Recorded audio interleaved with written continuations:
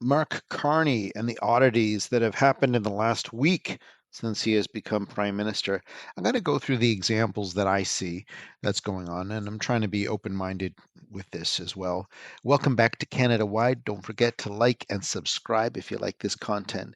The first part, Mark Carney's first official visit to another country. And with Canada having a trade war with America and China, and I understand for Trump, it's very difficult to talk to Canada because Trudeau took off for a couple of months to Paris and to England to hang out with Macron during Valentine's and doing all that. And then Daniel Smith comes down, and then Doug Ford starts shooting his mouth off that he wants to turn off electricity in the winter for people, which is evil. And it's very frustrating to talk to Canada. And then China is having more of a tariff war than America with Canada. And Mark Carney's first visit, he has to go to England. And I think he needs to go to England because he needs to show off to his rich friends that he made it, that he got 140,000 votes and he got to be prime minister and he kicked out Ruby Dalla, that he got that done to get rid of her out of it, because I think she would have been a contender, if not win the Liberal race. And I think that would have been very refreshing to have her in there. So that's the one odd thing that has happened with Mark Carney. The next one that I see, the rehiring of these two doofuses here, Marco Minutino, and he resigned because of the transfer of Paul Bernardo. And I don't even get why this even happened. He said he didn't read emails, but there's way more going on with Marco Mendicino than that. He did some corruption things where he changed dates on documents to backdate them. I thought there was some issue with that. And then you have David Lametti, which I think is a super smart guy, and I think he knows how to read legal documents and twist them around to find advantages for the World Economic Forum or something. Like, he looks in the Constitution and he finds these things, and both of them are safety ministers, and safety in Canada has been horrible. So for him, Mark Carney, this is the next dumb thing that he did, hiring those two doofuses back. That is really dumb of how that actually happened, why he would do that. And then the next one I see too, we're going to watch a video of Mark Carney. He's at a steel plant. And what I find so odd about it is that he did a couple days before saying that he wants tariffs on steel because we don't use steel in Canada very much at all. And this is the genius, the super genius that liberals think is God sent. How does he not know that steel is not important to Canada? How does he know that? And then he goes to DeFasco. He's standing there with all these ministers in the background, and you look at them, and it's like Anita, that's Anita, and then the other Gold, his competition in the Liberal riding. They're all standing there with a stupid mask on. Let's have watch at the video, and then I'll explain why this is so weird. It's so awkward. Let's have a listen. There we go. So this is a dream. I get to speak to you, and you all have earplugs in, and you can't hear me. It's a dream for you. Not for me. Listen, I came here. I wanted to come. I came here. I wanted to come here today. Mark Carney, by the way. I wanted to come here today. We and my colleagues in the government want to make absolutely clear that we stand four square with you.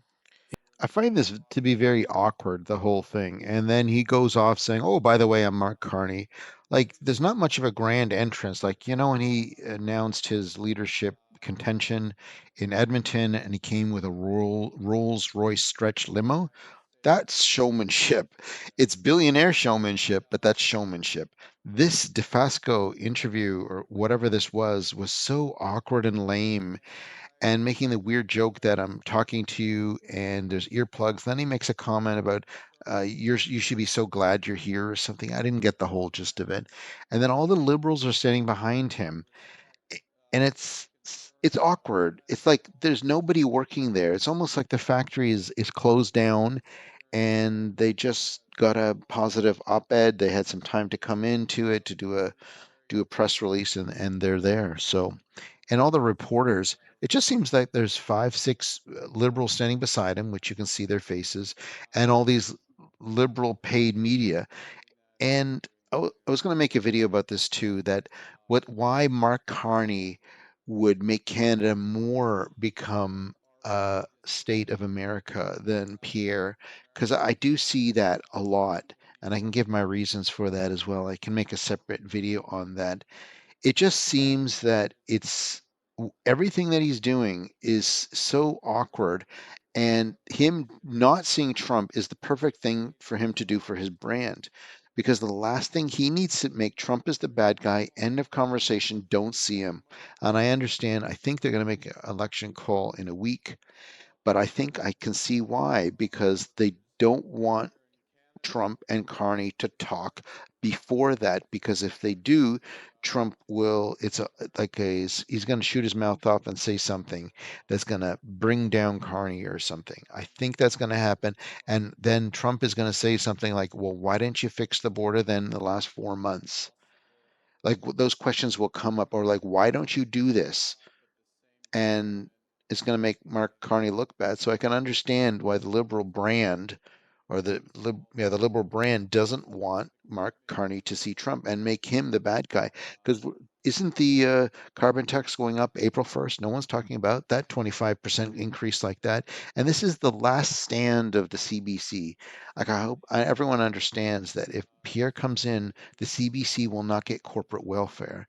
So this is the last chance for the media in Canada that's paid by the government to stand up. That's why they're throwing all their eggs in one basket, and they're controlling those polls that you see as well, that look like they're so. How can something change in 3 weeks so much? Because all the policies are the same. He's bringing back the same guys, and he's doing everything awkward that's worse for Canada, like going to France and England on his first visit. Like, that's not leadership. They should really go down and see Trump and talk to him and straighten the whole mess out. Anyway, thanks for watching Canada Wide. If you made it this far, don't forget to like and subscribe. And I'll make that video of why I think Mark Carney is actually going to make Canada become America way more than Pierre ever would.